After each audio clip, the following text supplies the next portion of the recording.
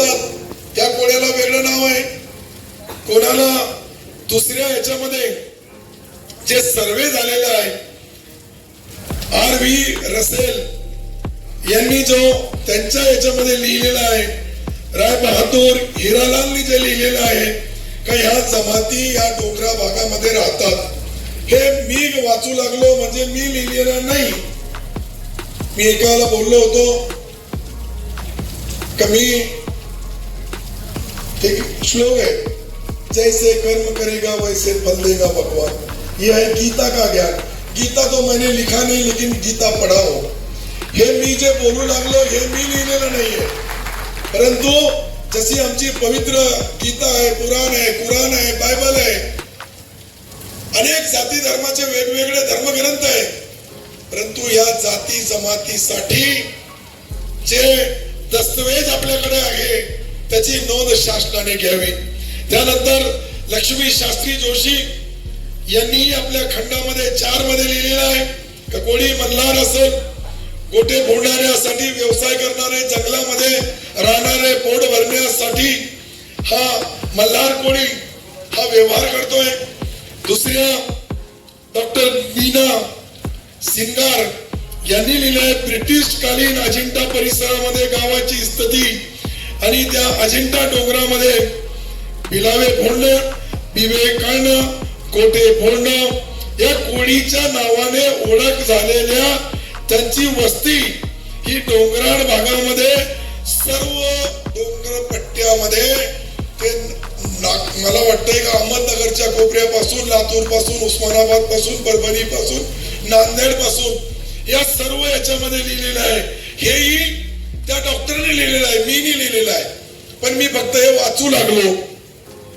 त्यानंतर डॉक्टर गुरुनाथ नाडवणे यांनी भारतीय आदिवासी हे जे लिहिलेलं आहे त्यामध्येही हे सर्व गोष्टीचा तंतोतंत उल्लेख केलेला आहे.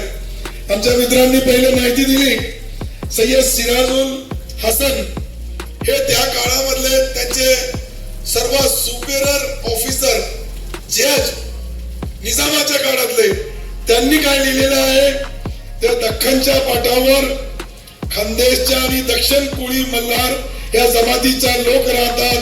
गाव वाळवा, जंगल उत्पन्नावर पोट भरतात. उदाहरण गोटे फोडणे, डिंक काढणे, गवत कापणे, लाकूड फाटा तोडणे, अशा अनेक पाणी भरणे किंवा भांडी घासणे इथपर्यंत त्यांनी एक एक शब्द कोळी बांधवांच्या बद्दल त्यावेळच्या त्या सरकारच्या बुकलेट मध्ये, निजामकालीन गॅझेट मध्ये त्याची नोंद आहे. हे जे मी जमादार साहेब, आमचे कोळी साहेब, आम्ही अनेक लोक हैदराबादला गेलो, अनेक वेळेस मी गेल्या 40 वर्षापासून या समाजाच्या सोबत आहे. 40 वर्षामध्ये मी सत्तेवर येऊन मला 25 वर्ष झाले. दुर्दैवाने प्रत्येक वेळेस याच्याबद्दल आम्ही आमच्या सभागृहामध्ये बोललो, परंतु आदिवासी बांधवाचे 26-27 आमदार असतात. 27 आमदार असल्यानंतर ते 1 मिनिटात संघटित होतात. ते वेगवेगळ्या पक्षात बी असले तरी मी त्यांना बोललो, जसे तुम्ही आमदार आहे तसे आम्हीही मराठवाड्यातले 27 आमदार, याला फक्त कोळी समाजच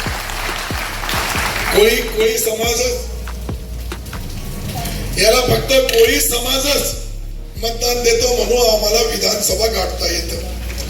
तुमचं ठीक आहे, तुम्ही आदिवासी बांधव आहे, तुमचा हक्क तुम्हाला मिळाला पाहिजे, पण असं कसं चालेल का जे आदिवासी आहे ते आदिवासी नाही आहे, हे बोलणंही चुकीचं आहे.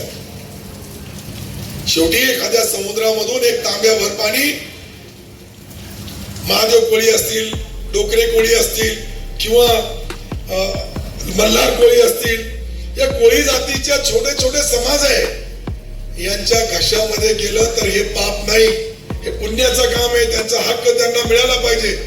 ज्या वेळेस जनगणना होती आदिवासी समाजाची, त्यावेळेस एक एक कोळी समाजाचा, एक एक माणसाची नोंद आदिवासी म्हणून घेतल्या जाते. त्यांच्या नावाने केंद्र सरकार, राज्य सरकारचा निधी येतो, परंतु ज्यांच्या नावाने नोंद होते त्या गरीबाच्या वाट्यावर येत नाही, हे दुर्दैव आहे. मी सरकारमध्ये आहे, मी जबाबदारीने बोलू लागलो का माझ्या सरकारचे मुख्यमंत्री आदरणीय मी एकनाथ शिंदे साहेबांचा मनापासून धन्यवाद मागल का त्यांनी एक मीटिंग बोलवली, पण मीटिंग मध्ये बोलवताना एक चुकलं की दोन समाज आम्ही साम्य उभे केले. एक तर मूळ आदिवासी समाज आणि त्यामध्ये आपला समाज. त्यामध्ये एक आयुक्त असे होते की त्यांनी बेताल वक्तव्य काढलं, त्याचा आम्ही सर्वांनी निषेधही केला. ते कायदेशीर कारवाई त्यांच्यावर होईल. कोणी असो, मी काही चुकीचं बोलत असेल तर माझ्या विरुद्ध ही कारवाई व्हायला पाहिजे. परंतु एखादा शिकलेला असेल, एखाद्या मोठ्या पदावर असेल आणि तो आमच्या समाजाला कधी बोगस बोलत असेल तर कदाचित आम्ही ऐकणार नाही आणि ते ऐकून घेणारही नाही. मी त्या दिवशी त्या मीटिंग मध्ये होतो, परंतु ती मीटिंग अजून फायनल झाली नाही. तुम्ही बोलले मी मीटिंग घेतली, चौगुले साहेब ती झाली नाही, ती त्या ठिकाणी स्थगित झाली आणि मुख्यमंत्री महोदयांनी सांगितलं, मी विनंती केली की असं दोन टोकाचे दोन लोक समोरासमोर बसू नका. आमच्या कोळी बांधवांच्या ज्या भावना आहेत ते तुम्ही व्यवस्थित ऐकून घ्या, त्याच्यामधली सत्य परिस्थिती समजून घ्या. यामध्ये M.A. श्री यांचाही आपल्याकडे ब्रिटिशकालीन निजामकालीन जो रेकॉर्ड आहे त्याच्यावर अनेक गावाच्या ते जे इनामी जमीन दिल्या जातात, काही पदं दिल्या जातात, त्याच्यामध्येही त्याची नोंद आहे. दुसरं एक अँथोनी होते, त्यांनीही त्यांच्या औरंगाबाद जिल्ह्यातील संभाजीनगर जिल्ह्यातील डोंगर भागामध्ये राहणारा हा डोंगरी उत्पादक उदरनिर्वाह करणारा कोळी समाज